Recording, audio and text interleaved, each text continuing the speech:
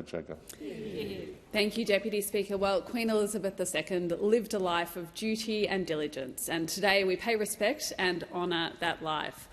And she is, of course, the only reigning monarch to have ever visited Australia. And since Her Majesty's death, so many Australians have shared their memories of the moments they remember from her visits here. The Queen actually visited Jagga Jagga twice, first during her 1954 tour, when she and the Duke of Edinburgh visited the Heidelberg Repatriation Hospital.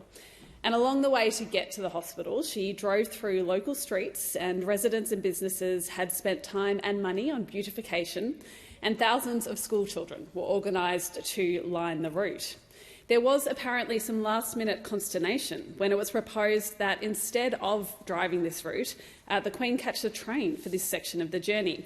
And in fact, the Victorian Premier, John Cain, had to intervene to make sure that the journey took place as was originally planned. The second visit to Jagga Jagga was when she was in Australia in 1970. The Queen, Prince Philip and Princess Anne were at the opening of the Arthur Rylah Institute for Environmental Research in Brown Street in Heidelberg. And the local newspaper at the time reported more than 2,000 people attended the ceremony. The Victoria Police Band entertained the crowd, the Scouts and Guides were represented, many children were there, and apparently some 70 corgi dogs brought by the Welsh Corgi Club of Victoria were given pride of place on both sides of the entrance to greet the official visitors. And I do have to thank the Heidelberg Historical Society for putting all of that information together.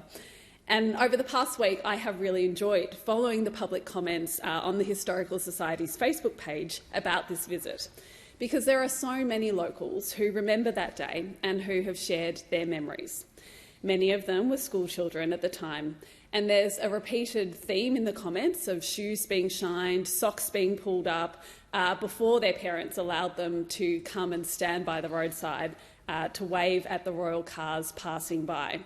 And many of the comments also claim to have been the recipient of a wave back. Whether or not that actually happened, I think it's about the memory that this has been created.